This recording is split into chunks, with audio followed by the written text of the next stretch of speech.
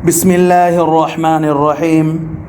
عن أنس رضي الله تعالى عنه قال قال رسول الله صلى الله عليه وسلم ثلاث من كن فيه وجد بهن حلاوة الإيمان من كان الله ورسوله أحب إليه مما سواهما ومن أحب عبدا لا يحبه إلا لله ومن يكره أن يعود في الكفر بعد أن أنقذه الله منه كما يكره أن يلقى في النار متفق عليه.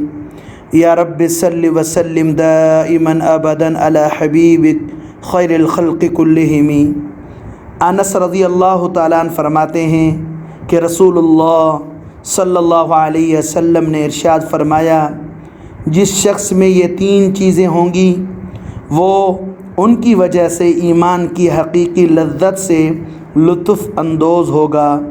اول یہ کہ اسے اللہ اور اس کے رسول کی محبت دنیا کی تمام چیزوں سے زیادہ ہو. دوسرا یہ کہ کسی بندے سے اس کی محبت محض اللہ کی خوشنودی کے لیے ہو.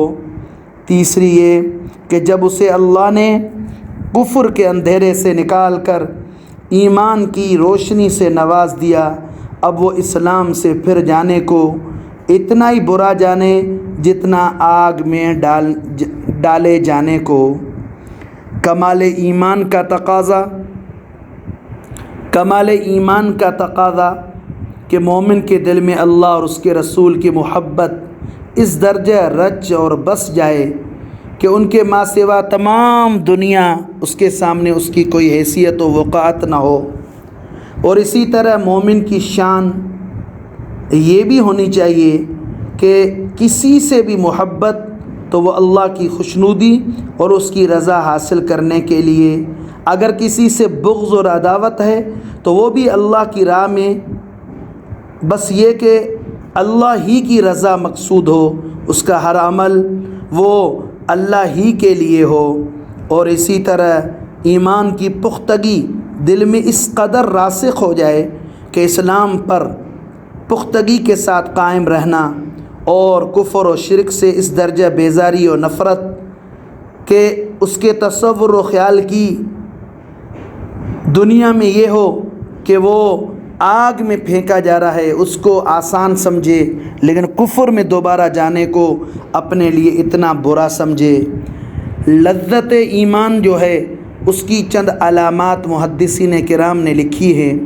نمبر 1، استلذاذ طاعات، یعنی کوئی بھی عبادت کرتے وقت، طاعت کرتے وقت لذت محسوس ہو، راحت محسوس ہو. نمبر 2، انسان کی جتنی بھی خواہشات ہیں ان پر ایثار الطاعات، نیکی کو ترجیح دینا، عبادت کو، اطاعت کو ترجیح دینا. نمبر 3، تحمل مشقت فی مرضات اللہ و رسولہ، اللہ اور اس کے رسول کی رضا کے لیے تمام مشقتوں کا برداشت کرنا. نمبر 4، فرمایا رضا بالقضاء فی جمیع الحالات، جس قدر حالات ہوں لیکن یہ اللہ کی رضا پر، اللہ کی قضا پر راضی رہے. فرماتے ہیں یہ اصل حقیقی لذت اور یہی ایمان کی لطافت ہے اور راحت محسوس کرے گا. اور اس طرح فرماتے ہیں حب فی اللہ کا اعلیٰ درجہ یہ ہے کہ کثرت عطایا سے بھی اس میں اضافہ نہ ہو، مصائب اور شدائد کے وقت اس میں کمی نہ آئے.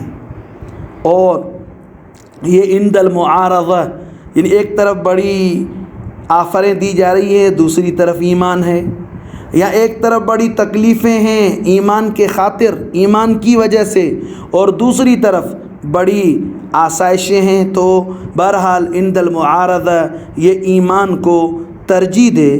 فرماتے ہیں ایمان کی لذت یہاں پر یہ ایک دل کا روحانی معاملہ ہے، روحانی صفات سے منور ہونا. اس کی مثال اس طرح خارج میں دی جاتی ہے، اگر کوئی بیمار ہو اور اسے شہد اگر دی جائے تو وہ اسے بھی شہد کو بھی کڑوا محسوس کرے گا، حالانکہ شہد میں تو اعلیٰ درجے کی حلاوت ہے. یہ اس کی باطنی کیفیت کا معاملہ ہے. تو بہرحال اس حدیث میں حلاوت ایمان کی چاشنی محسوس ہونے کے لیے 3 چیزوں کو ضروری قرار دیا۔ اول یہ کہ اللہ اور اس کے رسول کی محبت دوسری تمام محبتوں پر غالب ہو۔ دوم یہ کہ اگر کسی مخلوق سے محبت ہو تو وہ بھی صرف اللہ کے لیے ہو۔ سوم یہ کہ مسلمان ہونے کے بعد کفر سے اتنی نفرت ہو، کفری رسومات اور اس کے طور اور طریقوں سے جتنی آگ میں ڈالے جانے سے ہو۔ خلاصہ یہ کہ جس نے ایمان کی لذت محسوس کی تو شریعت پر چلنا آسان، ورنہ بڑی تکلیف محسوس کر کے شاید اللہ نہ کرے ارتداد کی طرف جائے، اور اس محبت سے مراد بھی شرعی محبت ہے۔ دعا کریں اللہ تعالی ہم سب کو 100% اس درجے کی محبت نصیب فرمائے، اور گناہوں سے نفرت، اور اس طرح گناہ میں اس قدر بے چینی ہو، اس طرح تڑپ نہ ہو جس طرح مچھلی پانی کے بغیر تڑپتی ہے۔ السلام علیکم۔